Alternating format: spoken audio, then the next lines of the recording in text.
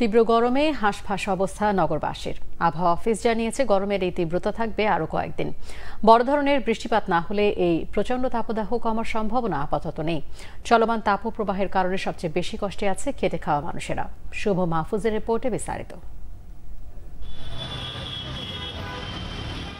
গত কয়েকদিনের তীব্র তাপদাহে ওষ্ঠাগত জনজীবন। বেশ কয়েকদিন হলো দেখা নেই কাঙ্ক্ষিত বৃষ্টিরও। গরমে অতিষ্ঠ নগরবাসী। তাপপ্রবাহে বিপর্যস্ত সব বয়সের মানুষ। হিট অ্যালার্ট জারি থাকলেও প্রয়োজনের তাগিদে গরম উপেক্ষা করে বাইরে বের হতে হচ্ছে অনেকেরই। বের না হয়তো পথ নাই, কাজ তো বন্ধ নাই, কারণ গরম হয়তো বেশি পড়ছে, তাতে কিছু করার নাই, বের তো হতেই হবে। গরমের তীব্রতা তো বেশি, একটু অন্যান্য বারের তুলনায় একটু বেশি। প্রচণ্ড রোদের কারণে আসলে অনেক হিমশিম খেতে হচ্ছে। মানুষের তো দৈনন্দিন জীবন তো আর ঘরে বসে কাটানো যাচ্ছে না। আপনার তো কাজের জন্য বের হতে হবে, যে কোনো কাজের জন্য তো বের হতে হবে।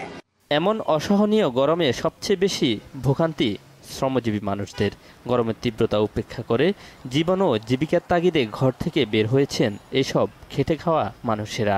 প্রচণ্ড গরম মামা, গরমে টেকা যাচ্ছে না। তো বের না হলে কেমনে চলবে? বিবি বাচ্চা তো পালা লাগবে।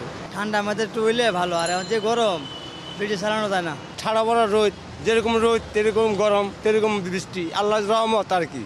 আবহাওয়া অফিস বলছে আগামী কয়েকদিনেও নেই বৃষ্টির সম্ভাবনা।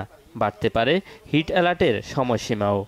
বিদ্যমান যে তাপপ্রবাহ আছে এটা সামনের দিকে অব্যাহত থাকবে। দেশের উত্তর পশ্চিমাঞ্চল এবং দক্ষিণ পশ্চিমাঞ্চল, বিশেষ করে রাজশাহী, পাবনা, যশোর, চুয়াডাঙ্গা, খুলনা, বাগেরহাট এই অঞ্চলে তীব্র তাপপ্রবাহ বয়ে যাচ্ছে এবং রংপুর, রাজশাহীর অবশিষ্টাংশ, খুলনার অবশিষ্টাংশ, বরিশাল, ঢাকা, ময়মনসিংহের অধিকাংশ জায়গায়।